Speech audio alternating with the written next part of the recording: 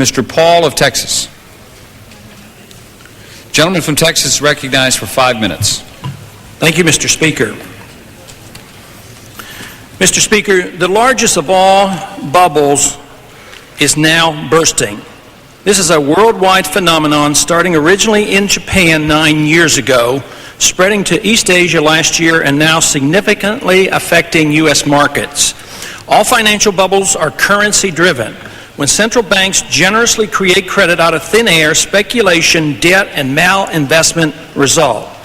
Early on, the stimulative effect is welcomed and applauded as the boom part of the cycle progresses. But illusions of wealth brought about by artificial wealth creation end when the predictable correction arrives. Then we see the panic and disappointment as wealth is wiped off the books. These events only occur when governments and central banks are given arbitrary authority to create money and credit out of thin air. Paper money systems are notoriously unstable, and the longer they last, the more vulnerable they are to sudden and sharp downturns. All countries of the world have participated in this massive inflationary bubble, with the dollar leading the way.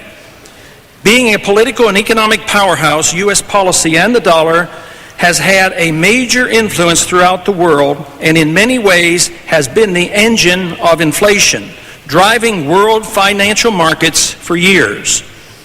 But economic law dictates that adjustments will be made for all the bad investment decisions based on erroneous information about interest rates, the money supply, and savings.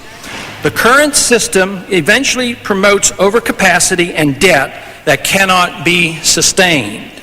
The result is a slump, a recession, or even a depression.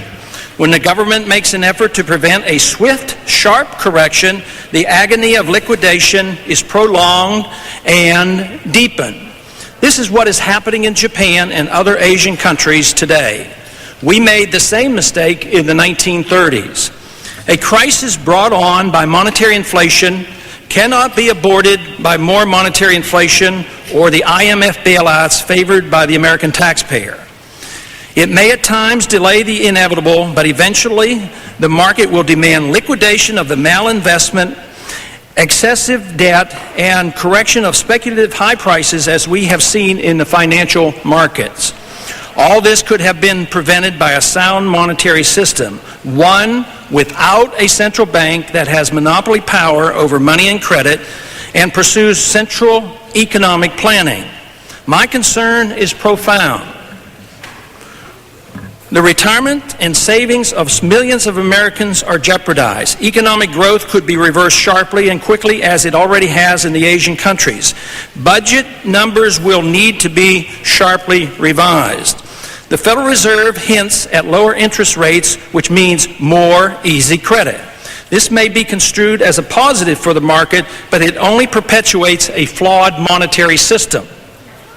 Protecting the dollar is our job here in the Congress, and we're not paying much attention. Although turmoil elsewhere in the world has given a recent boost to the dollar, signs are appearing that the dollar, unbacked by anything of real value, is vulnerable. Setting a standard for the dollar with real value behind it can restore trust in the system and will become crucial in solving our problems, soon to become more apparent.